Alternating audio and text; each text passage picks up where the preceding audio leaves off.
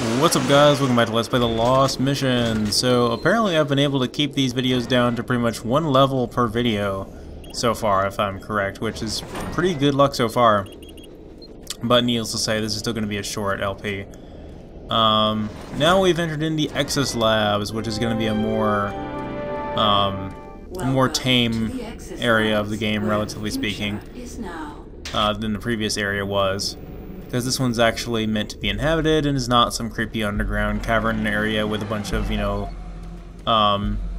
maintenance shafts and whatnot. This is actually supposed to be, a base that people tour, and it has stuff that's actually supposed to be. I think you can break that glass and then there'll be a oxygen leak in here.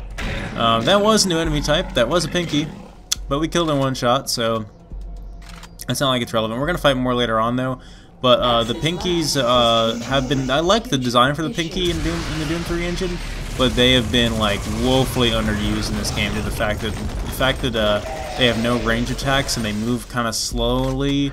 They're not really much of a threat, but they couldn't have too much more health than the Imps either, so they're really not much of a threat at all. They die easily, they don't have many threatening attacks. If they get really close to you, they can be quite a threat, but with the double barrel shotgun, we kill them in one shot. They are pretty much a waste of an enemy, so I'm kind of glad they rarely use them, but they use them later on in some rather interesting ways, but we'll get to that when it's relevant. Got another encounter with an Archvile there, and again, with what I was saying about the Archvile sort of spawning out of the way, up there on that balcony to where we can't hit it until we've dealt with some of the other enemies first, and it's walked its way down. Huh, that's nice.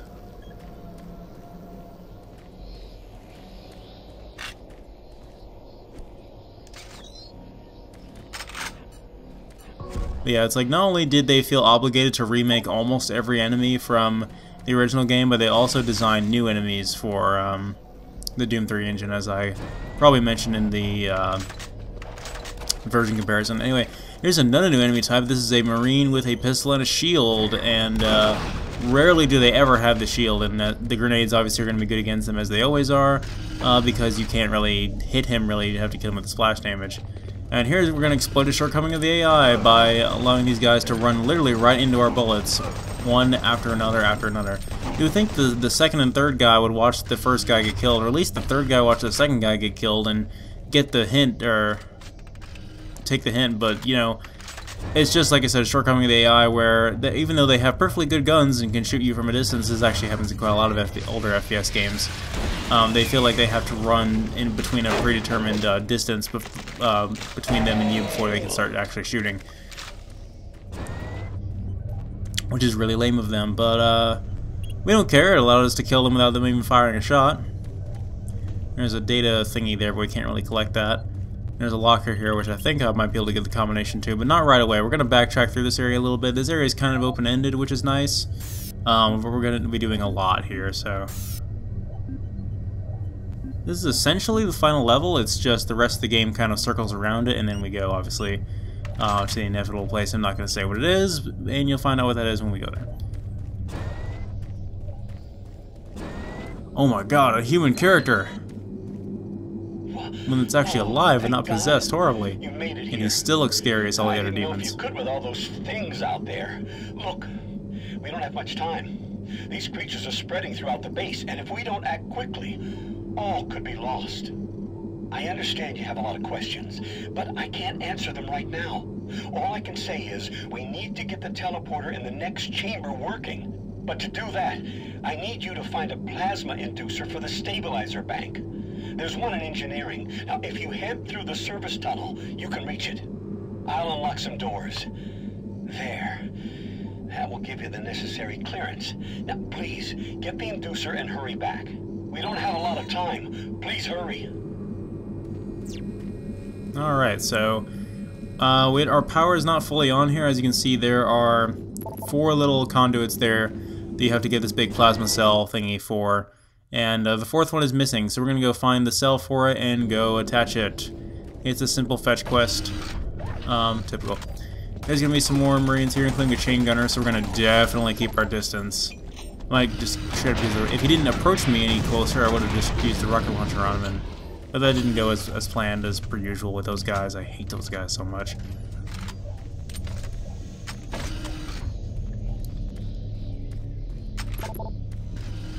Yeah, the Lost Mission is pretty much pulling out all the stops at this point and introducing every new enemy type it can, making sure it uses all the ones it intends on using. You know, it's not going to use all of them. It's not going to use like. Actually, I think it pretty much uses every enemy. Yeah, it doesn't use every weapon. Like I said, it doesn't use the chainsaw, but it uses every enemy, I believe, with the exception of like it uses the Lost Souls like very infrequently and stuff like that. Some enemies it introduces sooner than others, but it uses pretty much all of them. This is a really tricky encounter here, trying to dodge these guys at close range when they're spawning all around you. So the double barrel shotgun is awesome for that as usual. Another commando's gonna show up right here, but I'm prepared for him. Alright, come on out. There you go. Come here, you want some of this? Yeah, there we go. He got physics to death by the grenades. So for some reason my internet got a free upgrade today for some reason, so now it's slightly faster, and now these videos that normally take almost an hour to upload now take about 20 minutes, so that's really freaking awesome. Oh come on, you're telling me that grenade didn't blow up those exploding barrels? Alright, come on. There we go. I know there's an imp around the corner, so he should be dead. You're kidding! He survived that? How? Maybe he wasn't even spawned in yet.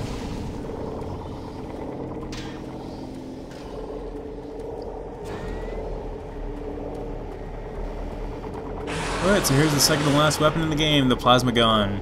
And, normally in the other Doom 3 campaigns, you get the plasma gun before you get the rocket launcher, but for some reason they decided to do it backwards here.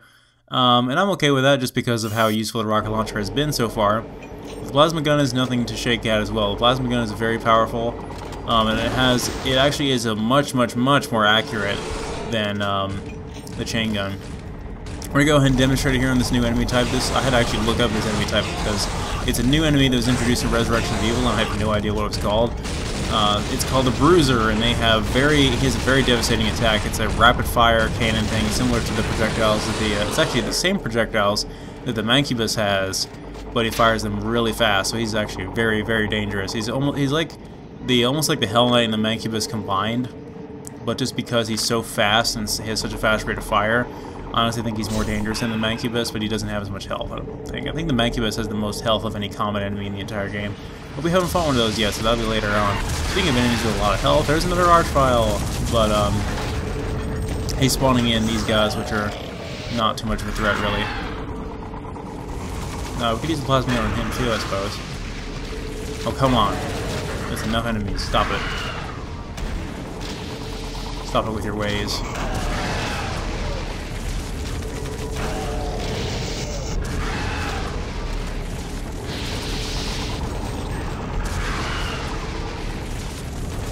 But the best use for the plasma gun, as I'll demonstrate later, is what I was talking about with the Revenants, is that you can shoot down the Revenant rockets and deal a consistent amount of large damage to them at the same time. And it makes a really awesome sound effect. Everybody needs a plasma gun.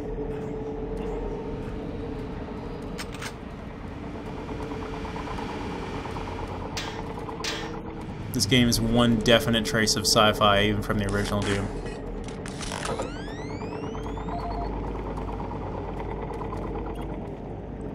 And it has its own separate ammo. Well, I'll go into more of that when we get our final weapon, but it's basically, you know, kind of like the Hyper Blaster in Quake 2, to make an analogy. Even though when I did the Quake 2 LP, I made the analogy that the Hyper Blaster was like the plasma gun, so it's interchangeable, I suppose.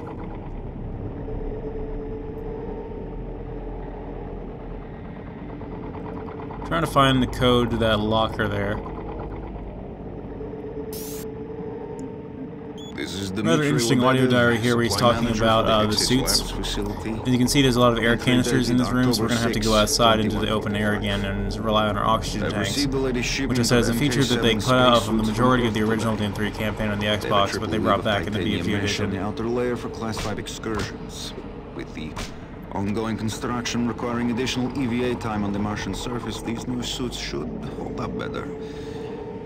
In the last 2 months, we've had a number of unexplained suit decompressions resulting in... Let's see if I can go back for some more health. In the case of technician Mike Stanley, the decompression was so rapid the resulting implosion caused him to almost liquefy and fuse with the suit interior. Where the hell did you come from? There wouldn't be much to identify. Where the hell? In each case, the penetrations and loss of pressure appear to occur from inside the suit rather than out. Oh crap, can't backtrack anymore, so I gotta deal with what little health I have, I guess. After the incidents and no material degradations were found. I should be fine. Per UAC EVA regulations, the suits before the accidents were properly stored and locked away to prevent any mishandling.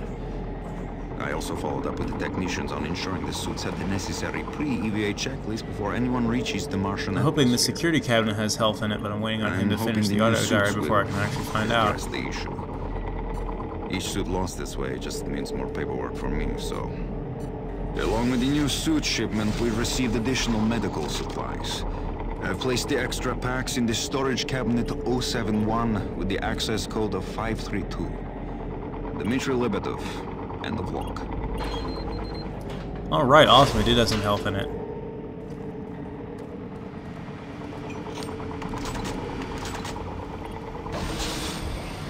So out here we find a unique type of zombie. These guys are wearing the space suits. And they're not really more threatening than any other zombies, but when you kill them, they drop their air canister so you can collect that and use it to replenish your air. But this is a relatively small area, so it shouldn't take you that long to get through. But you run out of air pretty fast.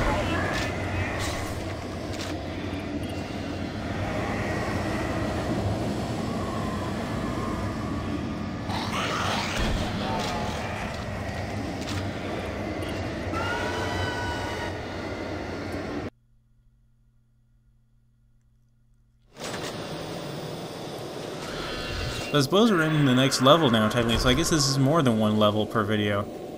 I guess every time we transition to a new area with a loading screen is considered a new level, according to what this game thinks is a new level, but I'm just going by the video time, so... This is a really annoying encounter right here because of that tick that spawns behind you. I think that's what they're called, right? No, those are the parasites. I think it's what they're called anyway. The ticks are the small spider things.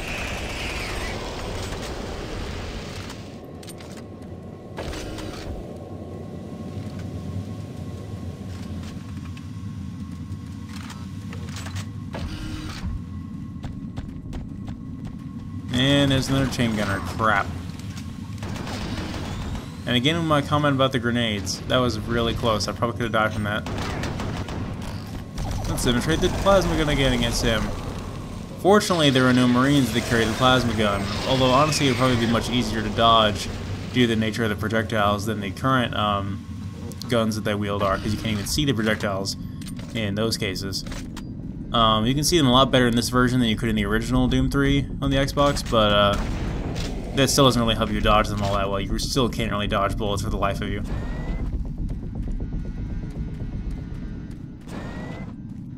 Some much needed supplies in here. But we're almost to our objective. We're almost to where that power cell thing is. And then we can backtrack all the way to the beginning.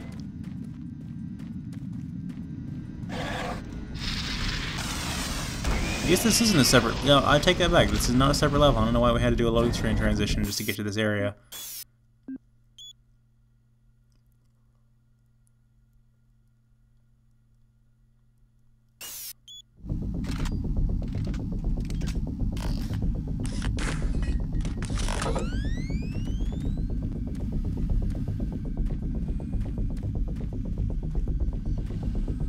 Nothing really in this room, so let's go ahead and claim our prize.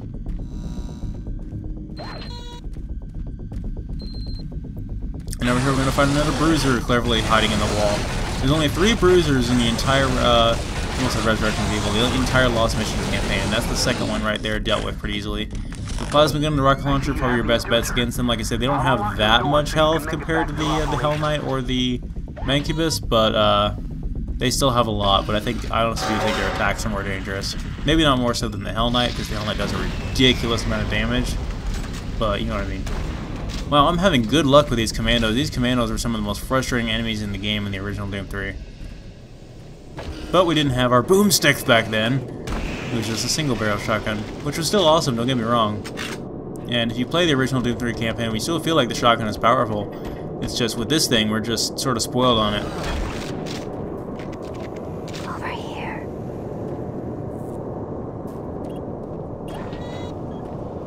Our Gordon Freeman senses are tingling. Yep, sure enough.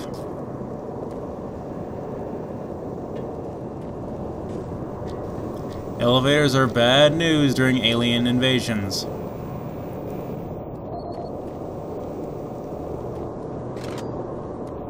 I think there's another chain gunner going to be over here. Yep. You can chuck in some pineapples.